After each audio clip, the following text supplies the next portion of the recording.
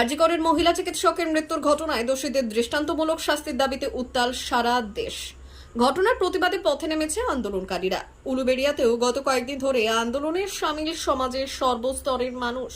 আর এবার এই ঘটনায় প্রকৃত দোষীদের শাস্তির দাবি ও স্বাস্থ্যমন্ত্রী ও পুলিশ মন্ত্রীর পদত্যাগের দাবিতে বুধবার বাম সংগঠন এসএফআই, ডিওয়াইএফআই ও মহিলা সংগঠন উলুবেড়িয়া আদালতের পাশে অবস্থান বিক্ষোভ ও পথনাটিকার মাধ্যমে প্রতিবাদ কর্মসূচি পালন করল।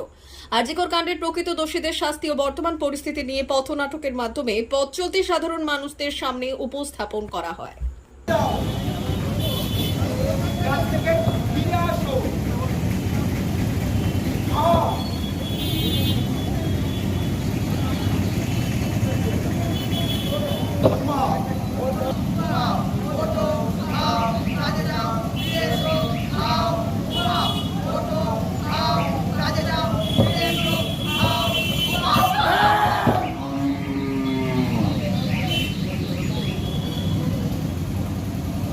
কাউকে এখানে বাঁচতে দেওয়া হবে না। সারা জীবন ওদেরকে শুধু টাকার পিছনে ছুটতে হবে, আর টাকার জন্যই বাঁচতে হবে। এই সমাজে যন্ত্র হয়েই থাকতে হবে। আর শুধু ওরা কেন,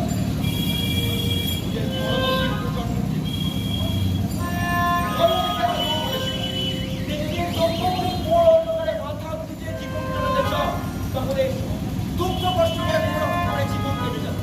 কিন্তু যদি মানুষ হতে চাও, সত্য বলতে চাও, স্পর্ধা দেখাতে চাও, তাহলে তোমাদের স্পর্ধা বাঁচতে হবে, টাকাই কামিয়ে যেতে হবে, আর এই সমাজের যন্ত্র হয়েই থাকতে হবে। কাউকে আমি বসতে দেব না। কেনই বা দেবে? ওরা যে বসলে ভাবতে শুরু করবে, ওরা জানতে শুরু করবে, ওরা জানতে শুরু করবে রবীন্দ্রনাথকে চলতে শিখবে, ভালো মন্দের পার্থক্য করতে শিখবে, ওরা বাঁচতে জানবে। ওরা জানুক রবীন্দ্রনাথকে, জানুক নজরুলকে, জানুক সুকান্তকে।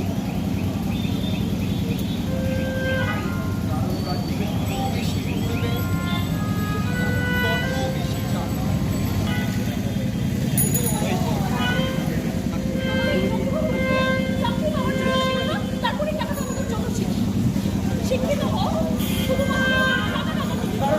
সমাজে চলা কঠিন, কিন্তু টাকাটাই তো বড় একটা অবস্থা তৈরি করে দিয়েছে। তার ফলে এই সমাজের প্রতিটা শিশু থেকে বুড়ো টাকার পিছনে ছুটছে, ভয় পেয়ে ছুটছে। আর ঠিক সেই সুযোগটা কাজে লাগিয়ে তুমি ওদেরকে এই যন্ত্রে পরিণত করো। ফিরে আসছে।